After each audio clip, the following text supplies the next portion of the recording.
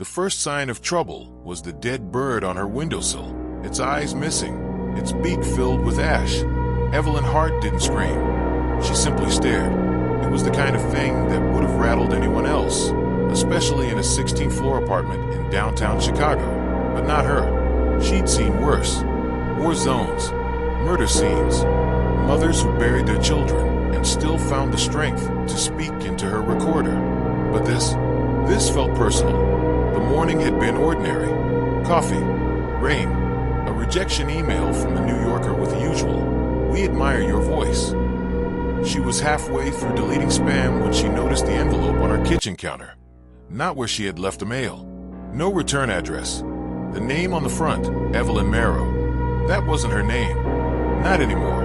Her hands were steady, but her heart started drumming beneath her ribs as she opened the envelope. Inside was a photograph, worn, edges curled, as if passed through too many hands. A child stood barefoot in front of a mansion cloaked in ivy and shadow. The girl's face was familiar, because it was hers. Written on the back, in cramped black ink, "You need to come home. They're forgetting everything, including you." The first time Evelyn had forgotten something major, she'd been 17. It was a train ride to St. Louis. She couldn't recall. No ticket stub, no memory. Just her name on a hotel registry scrawled in her own handwriting. She'd chalked it up to stress. PTSD, maybe. She'd buried herself in journalism and the clean, cold world of facts. But the photograph, the name, the bird, they weren't facts. They were signals. And if she'd learned anything chasing stories across war-torn borders and corrupt courtrooms, it was this. Everything means something. She took the photo to her usual contact at the Tribune's archives, a tired man named Peter, who owed her favors. He no longer remembered why. "No town named Merrow Creek in Missouri," he said, clicking keys. "Closest I got is a defunct mining colony from the 1800s. No current listings. It doesn't exist, Evelyn. Maybe it's not supposed to." Peter squinted. "You sure this isn't one of your, I dunno, personal things?" Evelyn flinched. She hated when people referred to her missing pieces like that, like she was a jigsaw puzzle someone gave up finishing.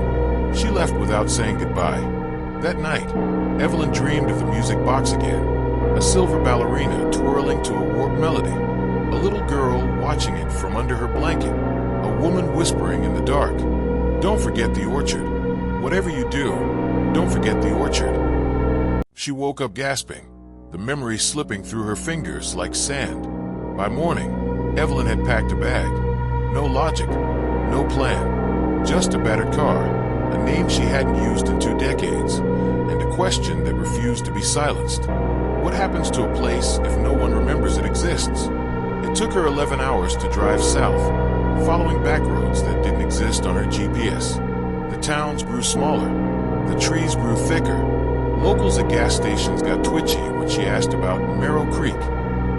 One man, an old vet with a glass eye, just said, "People who go there don't always come back the same, or at all." By dusk, her signal died. The forest closed in like a held breath. Then she saw it, a wooden sign half buried in moss. "Welcome to Merrow Creek. Population unknown." The air changed. No birds, no wind, just the sound of leaves whispering things too soft to understand. As she crossed the town line, Evelyn's head throbbed. A flash, a woman screaming, a child running, the scent of burning lilacs. Then darkness. When her vision returned, she realized something had changed. The photograph she'd kept in the glove box, it was gone. In its place, a crumpled letter. Same handwriting. "You came back. But do you remember why?" And then, at the bottom, the orchard is still waiting. The road into Merrow Creek seemed to disappear the second Evelyn crossed it.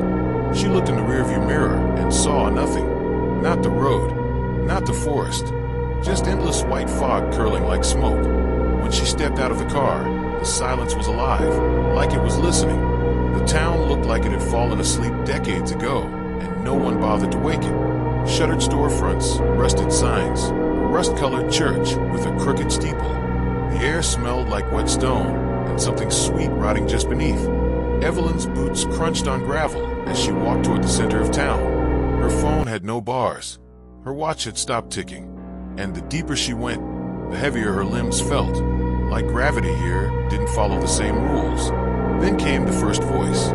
"You came back wrong." She spun. No one. The first person she met was a girl, maybe 6 years old, standing barefoot in a field of dead dandelions. Her hair was long, tangled, her eyes too wide, too knowing. "Do you remember your name?" the girl asked. Evelyn nodded slowly. "Evelyn Hart." The girl blinked. "That's not what we called you." Before Evelyn could ask more, the girl turned and ran into the trees, vanishing like mist. She found the town's inn, the Marrow house, sagging and abandoned, but the door creaked open like it had been expecting her. Inside, dust, decay, and the overwhelming scent of lavender and iron. The guest book lay open at the front desk. Her name was written there, Evelyn Marrow, in the same slanted script as the letters. Dated April 4th, 1998. She was 7 years old.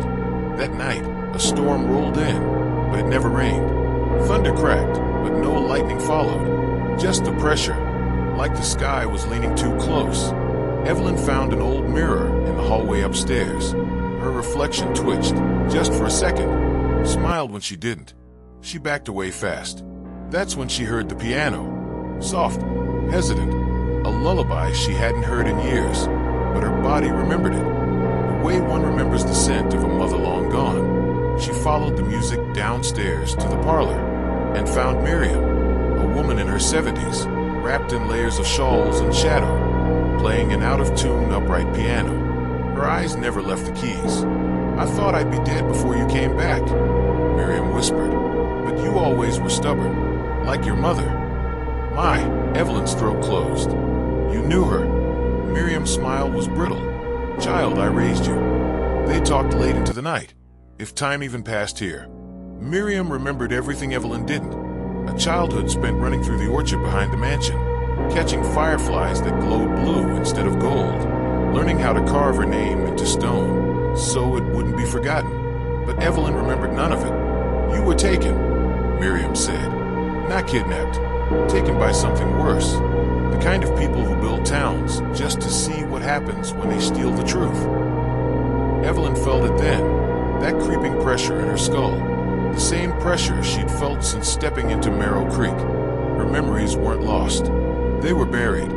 Later, in her room at the inn, she dreamed again. The orchard, trees made of glass. A girl herself screaming. A man in a suit with no face.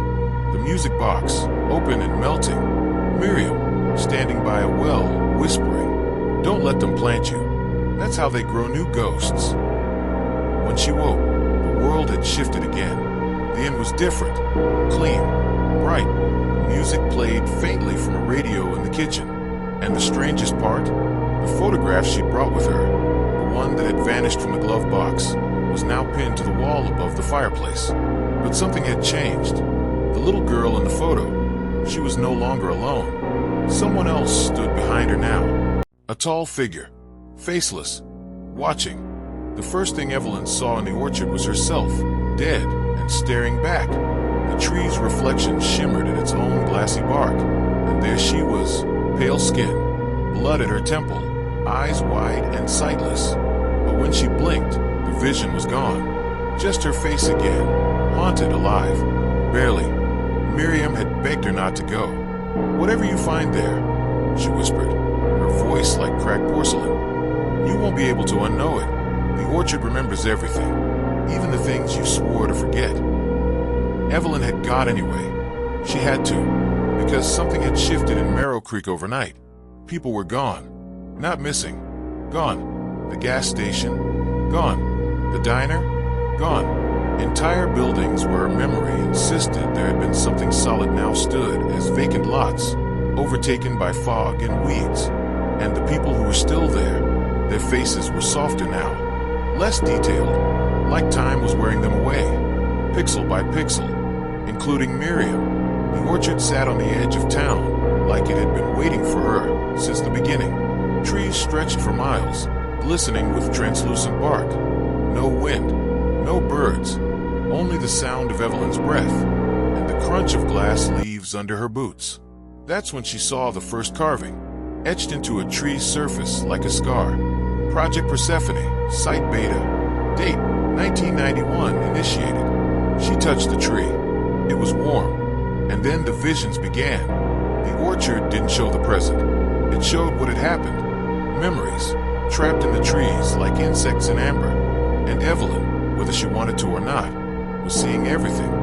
She watched a girl herself, screaming as men in hazmat suits strapped electrodes to her temples in a white, sterile room. She saw other children too, 6 or 7, some younger, being walked into the woods and never walking out. She saw Miriam, years younger, standing beside a tall, sharp-suited man as he spoke to a group of scientists.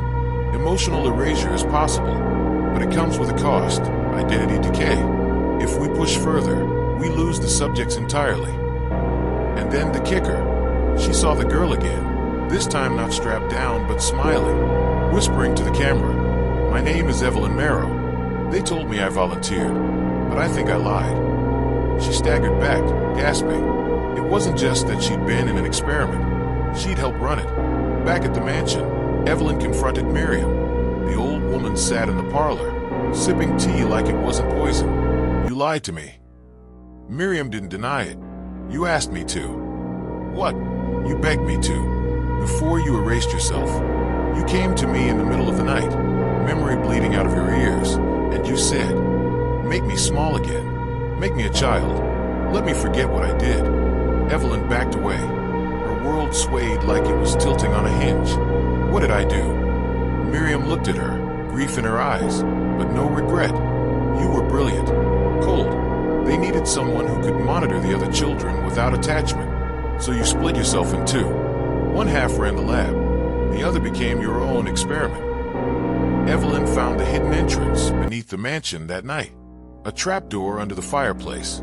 A long staircase into pitch-black cold. And at the bottom, a room filled with broken machines, cryo chambers long deactivated, files stacked like forgotten tombstones. She found her name in a dossier. E. Marrow, Overseer/Test Subject Hybrid. High Memory Resistance/Voluntary Division Protocol Initiated. Then she found another file. Jonah, the schoolteacher she'd met in town. The only person besides Miriam who seemed aware, who felt real. His file was stamped. Termination delayed, emotional anchor. She flipped the last page.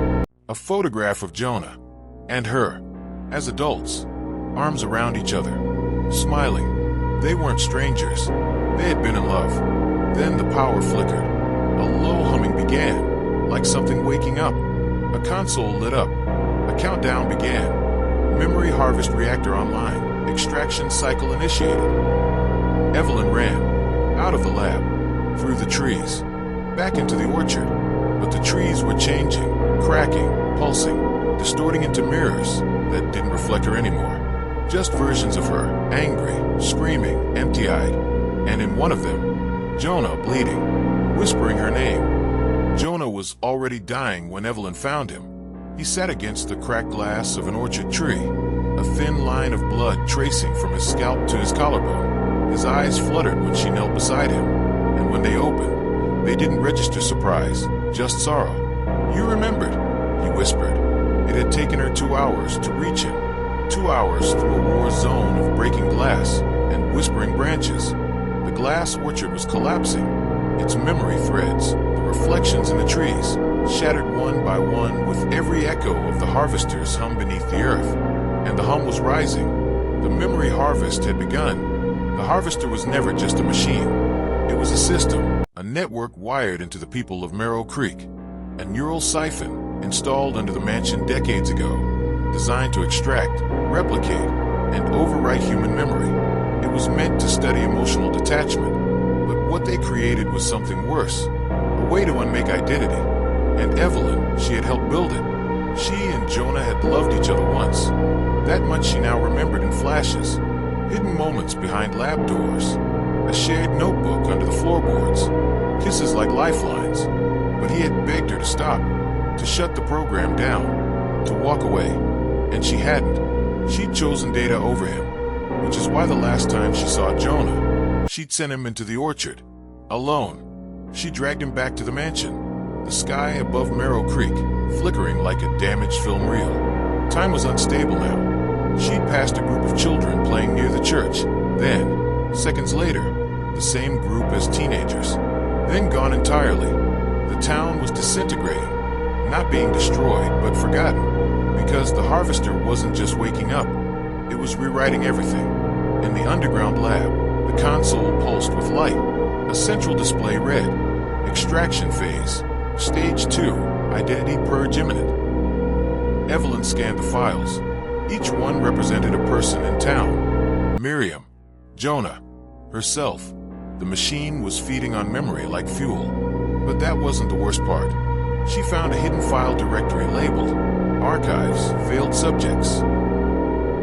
And inside, hundreds of names, children, deleted identities, lives consumed. She stared at the screen, paralyzed by guilt and horror. That's when Miriam appeared behind her. She was different now. Cold, calculated, the caretaker mask gone. "You don't understand," Miriam said. "We were so close. True memory detachment, emotional immunity. We were creating something that could survive loss, survive grief. By killing children, by building something better than pain." Evelyn stepped back, heart pounding. "You lied to me. You used me." Miriam shook her head. "You asked me to." And then she revealed the twist Evelyn hadn't seen coming. Evelyn had been in control of the harvester the whole time, not just as an operator, but as its core subject. She'd linked her consciousness to it during the final phase of development. The system had learned from her grief, her logic, her compartmentalization. When she asked to forget, it hadn't just erased her, it had rebuilt itself in her image. Merrow Creek was her, a simulation fueled by the fractured parts of her own identity. Jonah, lying on the floor, groaned. His body was fading, literally, his outline blurred, his voice quieter. "Evelyn, it's not too late. Shut it down, before you lose yourself again." She stared at the machine, at the console pulsing like a heartbeat. The harvester was alive, and it was starving. To shut it down would be to lose everything. Not just the memories, but the people. Everyone in Merrow Creek was part of her mind. To destroy the system was to destroy the town. But to keep it running, she'd become the villain all over again. She looked at Jonah, the man she once loved, now barely real. Then at Miriam, the woman who raised her like a daughter, but only because Evelyn had programmed her to. Then back at the console, a prompt blinked on the screen. Final command, erase/save/merge. She closed her eyes, heard the music box one last time, smelled lilacs, felt the chill of glass trees around her, and then she typed, "Erase." The machine screamed. Lights burst. The room began to implode, walls crumbling, files disintegrating, memories unspooling like thread in water. Jonah reached for her, eyes soft. "Will I see you again?" She didn't answer, because the answer was no. Evelyn woke up in her apartment in Chicago. The windowsill was empty. The photograph was gone. No sign of Merrow Creek. But in her hands, crumpled and warm, was a single page from a notebook. Jonah's handwriting.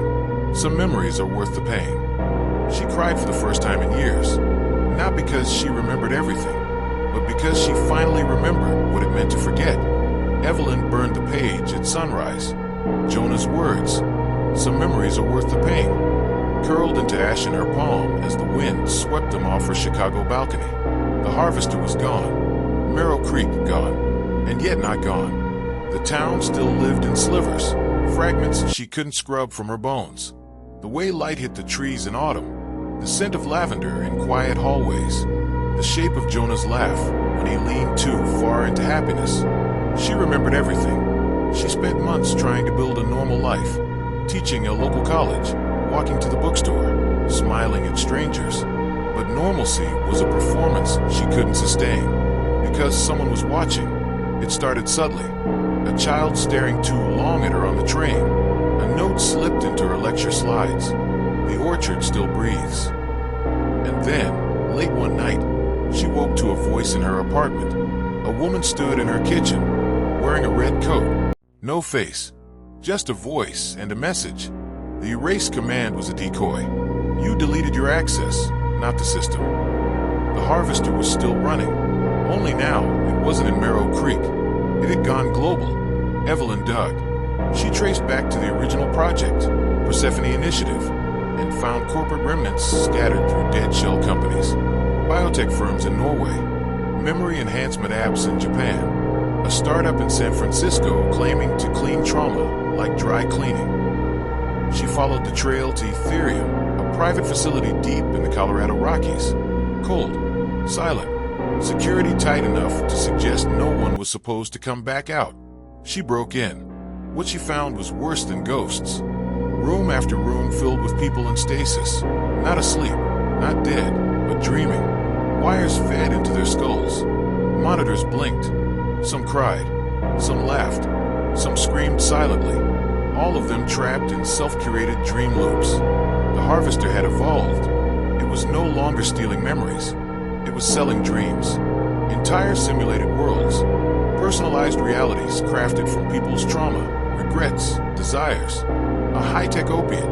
Governments wanted it. Corporations funded it. And behind it all, a name she hadn't heard in years. Evelyn Marrow. Her old identity. The system still believed she was in charge. And then came the final twist. In the heart of the facility, she found a secure room. Clean. Bright. Inside Jonah. Alive. Or at least a version of him. The system had copied his neural imprint just before she'd initiated a race. His body had died, but his mind, the essence of him, lived on as a simulated core. He looked up when she entered. "Evelyn," he said softly, "you came back." Her knees nearly gave out. He didn't remember her as she was now, just as he'd known her in the simulation. She wanted to fall into his arms, pretend, stay, but she couldn't. Not when millions of people were being siphoned into digital illusions, all because of her code. She faced the console. One last prompt blinked. Assume control/terminate network. Her hand hovered. If she assumed control, she could change everything. Rewrite it all. Make Jonah real again. Make Marrow Creek safe. But the cost would be freedom. The system would live on, with her as its architect. If she terminated, everyone inside would vanish, including Jonah. For real this time. He stepped toward her. "You don't have to lose me again." Tears streaked down her face. "You're not really you." He smiled sadly. "Does it matter if I still love you?" She closed her eyes, heard the glass trees breaking, the children laughing, her mother singing, Jonah whispering her name, and she pressed. Terminate. The world glitched. Light exploded. And then, silence. When Evelyn woke, she was in a field. Real dirt. Real grass. The scent of spring heavy in the air. No wires. No consoles. No ghosts. Just a single note on her chest. Handwritten. Not printed. In Jonah's voice. "You did the right thing. We were real, even if only for a while." She lives now in quiet. She doesn't run. Doesn't hide. Because she understands something she didn't before. Memories are not prisons. They're proof. Proof we lived. Loved. Lost. And sometimes, the most painful memories are the ones that make us human. If you had the chance to erase your deepest pain, would you do it? Comment below.